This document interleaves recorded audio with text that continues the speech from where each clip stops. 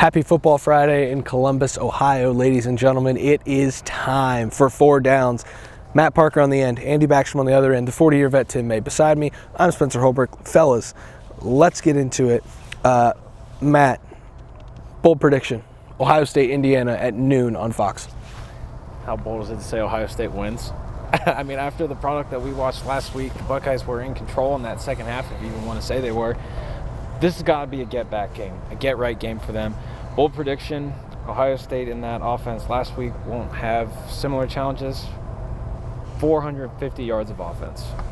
450 yards of offense. Back to doing business. Plus. Okay, back to doing business for Ohio State offense. Go ahead, Tim. Well, if Urban Meyer was still here, a bold prediction would be that Matt Parker would have his shoes ripped from his feet as soon as he walked into what he is Athletic Center. Those maize-colored shoes he's got on. He's a little more canary. But that's a moot bold prediction. My bold prediction is C.J. Stroud, from talking to him this week, is bound and determined to have another good passing day on Saturday. He loves the fact that he showed the world that he can run, but he wants to air it out on Saturday if he gets a chance. I think everybody on this team, on this offense, is fired up about that. C.J. Stroud has a 400 yards plus passing day with at least 4 touchdown passes. I like that for us. Andy, you better take a long time because Tim just took a bold prediction out of my playbook. You can still use that. No, that's change it to 390 yards plus. That's redundancy, Tim. Andy, go ahead. I've got a super niche one, super duper niche. I don't know what the corner situation is going to look like exactly because Jordan Hancock didn't play last week. It looked like that was a lot because of the weather. Maybe he plays this time. But I'm going with the J.K. Johnson pick 6. Indiana throws the ball a ton, and they throw the ball close to the line of scrimmage, behind the line of scrimmage, in between 0 and 9 yards, a ton. I feel like he jumps a route, gets one, takes it to the house. A good day for him, for corner groups that's been up and down this year. But what quarterback's going to throw it? It looks like Connor Bazelak's going to play for Indiana. Yeah, so, you know what I'm saying there, though. Yeah, I know. It could be 1 of 5, right? Revolving door. We'll see how long Connor Bazelak plays because my bold prediction is that Ohio State will rack up at least 7 sacks on Indiana. Indiana throws the ball a ton. And this offensive line is not very good.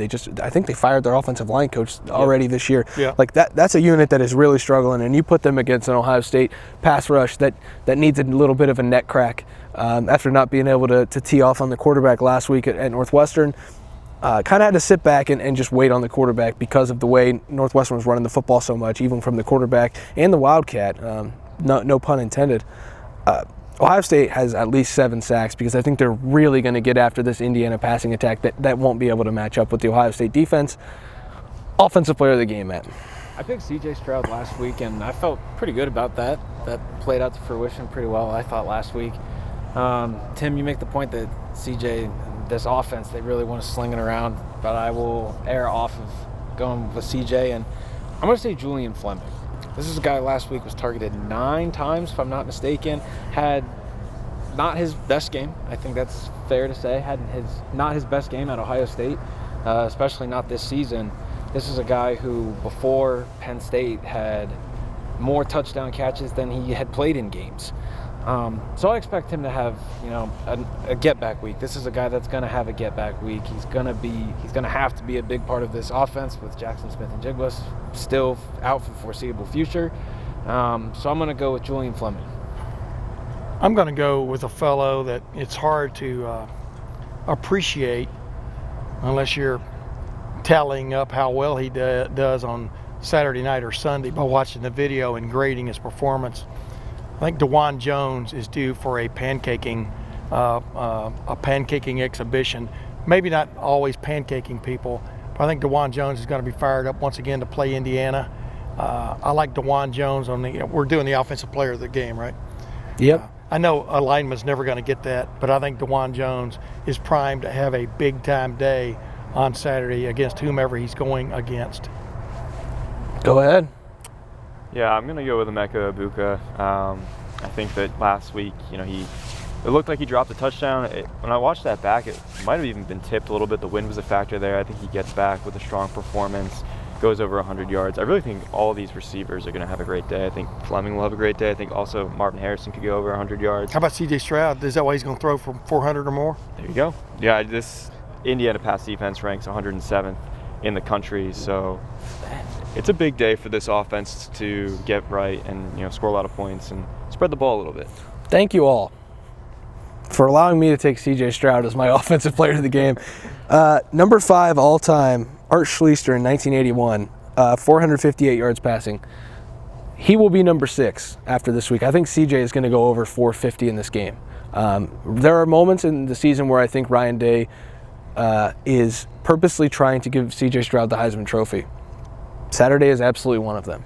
And against this pass defense, throwing to Emeka Egbuka, throwing to Julian Fleming, DeJuan Jones pancaking guys so C.J. Stroud can get the ball out of his hands and have all day to throw. CJ's usually pancake on a running play, but whatever. You can do it on a pass play. I know. I was trying to paint the picture of DeJuan Jones being dominant. C.J. Stroud is going to throw for more than 450 yards and become one of the 5 best passers single game in Ohio State history. Matt, defensive player of the game. Wow. Real quick. He's already in that group, isn't he? He is, twice. Yeah, I was going to say. He'll be in it 3 times. He's going to hog it. Real quick, noon kickoff, everybody can have pancakes. Exactly. Think about it. Everybody can have flapjacks. This is a fun show, right? So yeah. I'm saying everybody can have pancakes at noon, except Andy. No pancakes for Andy. I bet wow. Only cereal. Only cereal for Andy. Only cereal. Oatmeal. Oatmeal? How about defensive player of the game? Yeah, let's get to it. How about it being Steel Chambers? This is okay. Again, everyone likes talking about these conditions that were last week, and as someone that personally battled through all 4 quarters of the conditions, I'm not going to say I played a game, but I got knocked over by the wind a couple times. You're in your stripes down there. Another get-back game for someone. Steele missed some fits here and there, over-pursued on plays, under-pursued on plays, missed some angles. And again, this game, with it being a home game, it allows Ohio State for some home cooking. This is an offense that is just going to throw the kitchen sink at Ohio State. And I'm going to go with Steel Chambers and another guy who's going to need another get-back week. I'm going to go with JT Tuimoloau. You think he'll play enough to get it to him? It's a fair I question. don't know why he wouldn't play enough. I mean, why wouldn't you let him go out there and have a game? I mean, but no matter what his playing time is, I think he will still have a remarkable game. He had a remarkable game on Saturday. The week after, he had a ridiculous game at Penn State. I'm going with JT Tuimoloau. No explanation needed. Just watch the video. Going the other edge with Zach Harrison. He's had a ton of pressures this year. Sometimes the sacks haven't come with that, so that doesn't really tell you how great of a player he is. Look at the pressures more than sacks. But I think he gets some sacks on Saturday against Indiana. I say he gets 2 sacks, maybe even a forced fumble, and helps them win. I'm going to go with Teron Vincent, playing really well right now. Had one of his finer moments against Northwestern, clogging the middle there. He can also get off the ball pretty quickly, get after it in that pass rush. And as Mike Hall continues to play far fewer snaps than any of us really expected, I think that injury is kind of lingering there, if I'm not mistaken. But he's not playing as many snaps, and so Teron Vincent's been in there in the pass rush. If they're going to get to 7 sacks like I predicted, I think Teron Vincent's going to have to be a big part of that. And now defenses have to really focus on Zach Harrison, on JT Tuimoloau. So, is this the first time that when we asked for a defensive player of the game, 3 defensive linemen were named? I think it might be, isn't it? Yeah. What does that say? I'm not sure what that says. It says the Indiana offensive line stinks. Yes. There you go. Score prediction. I wasn't going to say that out loud. Score prediction. We've all kind of, talked about this, beat around the bush, have been direct at some points. This is an Ohio State offense that wants to go out there, and they want to score points. 21 points is not this team's identity. This is not who they are. Whether, do we say be damned on this show? Yeah, go ahead. Whether be damned last week, that's not the Ohio State Buckeyes that we know, that we cover. I'm going to say Ohio State 45, Indiana 7. I'm going to say Ohio State 54. Let's go with a 54. Indiana 13. I'm not going to have any explanation. I'm having an explanation now. Boy, I'm not going to have an explanation. I'm doing Ohio State 52, Indiana 7. And I'm going to go Ohio State 59, Indiana 14. I think there's a couple scores in there to be had. the way that I look at those guys, and I don't want to be the only one to give a score prediction, but like if Ohio State's going to score in the 50s, we got 3 guys here thinks Ohio State's going to score. That's a lot of possessions.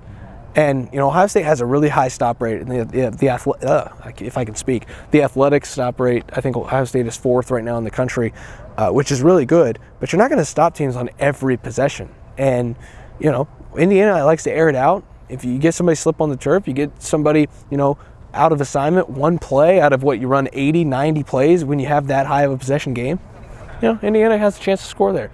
So I said all year I was going to pick Indiana to be shut out. Guys, I think I've learned my lesson on the shutouts, but we'll see if the trip to Maryland has one more in store. Let me ask you one quick question. Are you about to go to the grand finale is about to start, yeah. I wanted to ask him, Matt, how tough was that last week, standing on the sidelines, even shooting photos? Can you give people an idea of how tough that wind was? Yeah, so typically in photography, you want to be as still as possible, and I was knocked over. Like the wind knocked me over from my, the various spots I was in on the field and how I was positioned to take photos.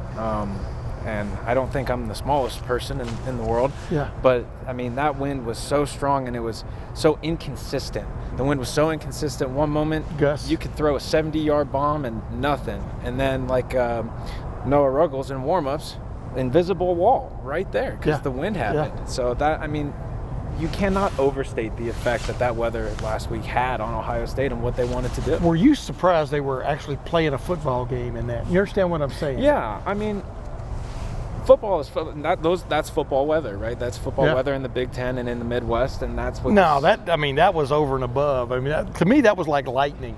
I'm really, yeah, because it was so prohibitive. That's what bothers you. Like when you said biblical. Earlier. Yeah, but when Ryan Day was talking this week about the Bills, Patriots game,